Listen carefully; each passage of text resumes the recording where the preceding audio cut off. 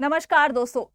हाल ही में खबर आ रही है कि 3 आतंकवादी पकड़े गए हैं पाकिस्तान से, जो नेपाल में आए हुए थे और नेपाल से बिहार में इन्फिल्ट्रेट करके आए हैं भारत में।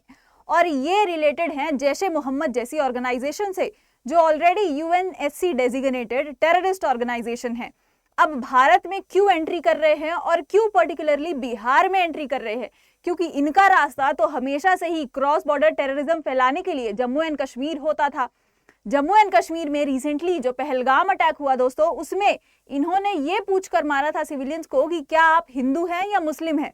लेकिन अगर वो बिहार जैसे स्टेट में आएंगे तो ये भी नहीं पूछेंगे कि क्या आप हिंदू हैं या मुस्लिम हैं, सीधा सब पर अटैक करेंगे। तो क्या कर रहे हैं हमारे बॉर्डर फोर्सेस या फिर हमारी गवर्नमेंट इसके खिलाफ? आइए जानते हैं आज के वीडियो में सारी डिटेल्स। अगर वीडियो पसंद आए तो वीडियो को लाइक करें, शेयर करें और चैनल को सब्सक्राइब करें। सबसे पहले अगर हम बात करें तो आप देख सकते हैं खुफिया एजेंसी के द्वारा ये पता चला है कि नेपाल के द्वारा क्या कर रहे हैं, रास्ते बना रहे हैं और बिहार से एंट्री कर रहे हैं ये टेररिस्ट। अब टेररिस्ट में कौन पाए गए हैं, तो सबसे पहले हम बात करें तो यहाँ पे 1, 2 और ये 3 टेररिस्ट हैं।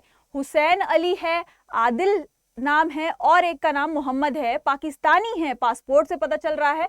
और ये 3 टेररिस्ट पाए गए हैं जिनका लिंक बताया जाता है जैश ए मोहम्मद जैसे ऑर्गेनाइजेशन से है, ओसामा बिन लादेन से है। और जितने भी टेररिस्ट अटैक हुए हैं भारत में, उन सारी ऑर्गेनाइजेशन से इनका रिलेशन पाया जा रहा है, लिंक पाया जा रहा है। तो क्या ये अभी जो बिहार में इतना नाजुक सा माहौल चल रहा है, यानी बिहार में इलेक्शंस होने वाले हैं, तो क्या खराब करने के लिए आए हैं या सिर्फ एक ये प्रोपेगेंडा फैलाया जा रहा है या फेक न्यूज है? समझते हैं आज के वीडियो में। क्योंकि बिहार जैसा स्टेट हमारे लिए कितना ज़्यादा इंपॉर्टेंट है ये आपको बताने की ज़रूरत नहीं है। अब बिहार में फेस्टिवल भी आने वाले हैं, यानी छठ पूजा होने वाली है, इलेक्शंस होने वाले हैं। और उसी आने वाले समय में उसी वक्त क्या हो रहा है, ऐसी अगर खबरें आएंगी, अगर कुछ बड़ा आतंकवादी हमला हो या फिर कुछ ऐसा बड़ा अगर इन्होंने अंजाम दे दिया तो बहुत ज़्यादा बुरा हो जाएगा हमारे लिए। यानी हमारी इंटरनल सिक्योरिटी को थ्रेट है, हमारी नेशनल सिक्योरिटी को थ्रेट है, ये सारे चीज़ों की वजह से। अब आतंकी हमले की आशंका थी पर हमने क्या कर दिया है, इसे हटाया है, पकड़ लिया है इन्हें। अब इसके डिटेल्स में अगर हम बात करें तो कहाँ पर पाए गए थे, सबसे ज़्यादा कौन सी ऐसी डिस्ट्रिक्ट्स हैं बिहार की जो अलर्ट में हैं अभी, तो मैं आपको बता दूं सबसे ज़्यादा मुख्य जो पुलिस है इन्होंने पकड़ा हुआ है। अब सबसे ज़्यादा जो जिले हैं वो सीतामढ़ी हैं, वेस्ट चंपारण है, ईस्ट चंपारण है। ऐसे जो डिस्ट्रिक्ट्स हैं वो क्या हैं, बहुत ज़्यादा रेड अलर्ट में है। सबसे पहले अगर हम बात करें दोस्तों तो पाकिस्तान जो है वो अपने टेररिस्ट को इन्फिल्ट्रेट करने के लिए भारत में जम्मू एंड कश्मीर का रास्ता अपनाता था, क्योंकि यहाँ की कुछ लैंड जो है वो उसने कब्जा के रखी है, जो भारत कभी ना कभी ले लेगा उससे। अब यहाँ से वो नहीं ले जा पा रहे हैं क्योंकि यहाँ पे हमारे ऑलरेडी सिक्योरिटी फोर्सेस तैनात हैं 24/7, यानी यहाँ पे तो उन्हें खतरा मंडरा रहा है।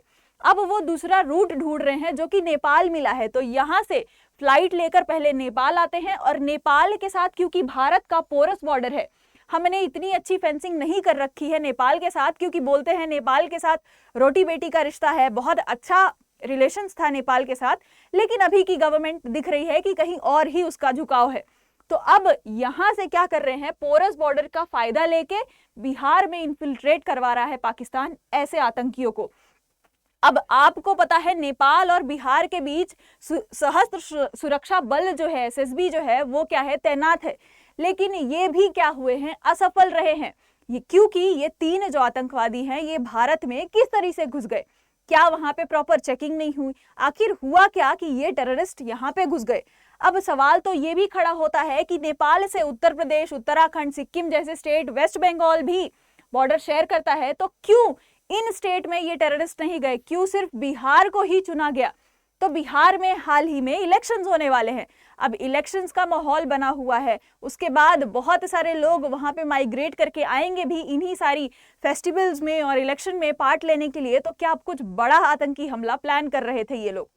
अब डिस्ट्रिक्ट की अगर हम बात करें तो यहाँ पे नेपाल से आप देख सकते हैं सीतामढ़ी है, यहाँ पे वेस्ट चंपारण है, ईस्ट चंपारण है, मधुबनी है, सुपौल है, आरिया है, यहाँ पे किशनगंज है। तो ये सारी जो डिस्ट्रिक्ट हैं ये नेपाल से लिंक्ड है और यहीं पे क्या कर दिया है, रेड अलर्ट बताया गया है, क्योंकि हो सकता है 3 से ज़्यादा भी आतंकी हो सकते हैं और भारत में इन्फिल्ट्रेट किए गए हों पाकिस्तान के द्वारा नेपाल के साथ मिलकर, क्योंकि नेपाल के साथ फिलहाल आप देख सकते हैं कि बॉर्डर डिस्प्यूट चल रहा है। नेपाल खुश नहीं है कि भारत और चाइना के रिलेशंस अच्छे हो रहे हैं, तो हो सकता है नेपाल पाकिस्तान के साथ हाथ मिलाकर ये सारे हथकंडे अपना रहा हो भारत को कमजोर करने के लिए, लेकिन नेपाल को पता नहीं है अभी। अब ये जैशे मोहम्मद जैसे टेररिस्ट जो हैं, यूएन डेजिग्नेटेड टेररिस्ट जो हैं, उनके साथ लिंक पाया जाता है, जो कि आज 3 टेररिस्ट मिले हुए हैं। यही वो लोग हैं जिन्होंने 2001 पार्लियामेंट अटैक करवाया भारत में, मुंबई अटैक करवाया, उसके बाद पठानकोट अटैक करवाया, पुलवामा अटैक करवाया और हाल ही में जो पहलगाम अटैक हुआ वो करवाया। अब आपको पता है पहलगाम अटैक में भारत ने ऑपरेशन सिंदूर लॉन्च किया था और पाकिस्तान की अच्छी खबर ली थी। अब इसके 10 रिलेटिव्स मारे गए थे उसी ऑपरेशन सिंदूर में। तो क्या ये उसका बदला ले रहा है भारत से इन टेररिस्ट ऑर्गेनाइजेशंस को साथ देकर? क्या कुछ बड़ा प्लान कर रहा है? क्या ये रिवेंज ले रहा है कि मेरे रिलेटिव्स को मारा है तो यहाँ पे हम और कुछ बड़ा करने वाले हैं? ये अभी हमें नहीं पता चला है। कुछ तैनात ये सारी इन्वेस्टिगेशंस चल रही हैं, आखिर और ज्यादा टेररिस्ट इसने भेजे हैं कि नहीं, क्योंकि 3 से ज्यादा भी हो सकते हैं, इसीलिए भारत ने रेड अलर्ट किया हुआ है। अब ऐसे आतंकी हमले 2000 में, 2001 में, पठानकोट में, उरी जो है, इतने सारे अटैक्स इन्होंने प्लान करे हैं भारत के खिलाफ, तो हो सकता है अभी आगे भी कुछ बड़ा प्लान कर रहे हों। यहाँ पे आप देख सकते हो किस तरीके से नेपाल का बॉर्डर होता है बिहार के साथ। इन स्टेट्स में भी भेजा जा सकता था लेकिन बिहार को ही चूज किया गया। अब ये है दोस्तों वेलकम टू इंडिया, यानी कि नेपाल उस तरफ है, इस तरफ बिहार है। जब भी आप मार्केट पैदल घूमने का मन करे तो नेपाल जा सकते हो, नेपाल वाले भारत आ सकते हैं। जैसा मैंने आपको बताया नेपाल के साथ भारत का रोटी बेटी का रिश्ता जैसा हम बोलते हैं, तो इतना कुछ हमने सोचा नहीं था कि नेपाल पाकिस्तान के साथ मिलकर भारत के खिलाफ ऐसा करेगा। खैर यहाँ पे पुलिस चौकी भी है जो ये सारी खबर लेती रहती है, लेकिन फिर भी ये लोग फेल हुए क्योंकि ये 3 आतंकवादी भारत में एंटर कर चुके हैं। और हो सकता है पुलिस अगर ना पकड़ी होती तो कुछ बड़ा प्लान करते बिहार के यूथ के खिलाफ, बिहार के लोगों के खिलाफ, और बहुत जगह कर सकते थे ये, क्योंकि एक बार भारत में आ गए और फिर ये कुछ भी कर सकते हैं। अब कुछ भी पाकिस्तान क्या करता है, सबसे ज्यादा इन टेररिस्ट के साथ भेजता है ये फेक करेंसी नोट्स, भारत के इकोनॉमी को शट करने के लिए, खत्म करने के लिए वेपन्स भेजता है। अब वेपन्स की फंडिंग कहां से आती है पाकिस्तान को ये बताने की जरूरत नहीं है। सो कॉल्ड डेवलप नेशंस जो हैं पाकिस्तान के साथ हाथ मिलाकर ये सारी चीजें करवाते हैं। अब ये वेपन्स का तस्करी यहाँ पे होता है, आप देख तस्करी सॉरी, और यहाँ पे फेक नोट्स होता है दोस्तों, ड्रग्स जैसी चीजें, ये सब क्या करते हैं, इन्फिल्ट्रेट करते हैं, लेकर आते हैं भारत में।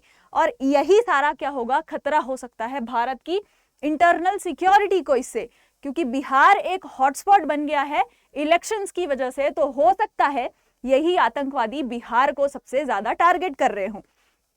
आगे अगर हम बात करते हैं तो भारत की इंटरनल सिक्योरिटी के लिए, नेशनल सिक्योरिटी के लिए ये बहुत बड़ा थ्रेट है।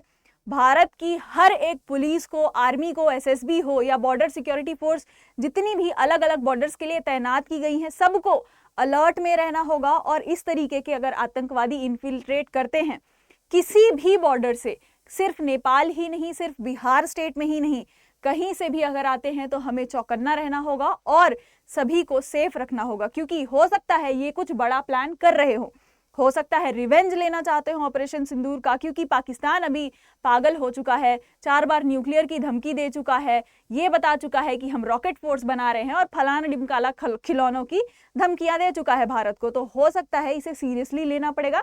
बड़ा कुछ प्लान कर रहे हो तो भारत को उसे टैकल करना होगा, क्योंकि भारत में संकट हो सकता है अभी।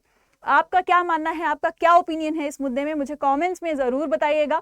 इसमें जो भी डेवलपमेंट्स होंगे आगे मैं आपके लिए लाती रहूंगी। तब तक के लिए आप वीडियो को लाइक करें, शेयर करें और चैनल को प्लीज सब्सक्राइब करें। जय हिंद, जय भारत।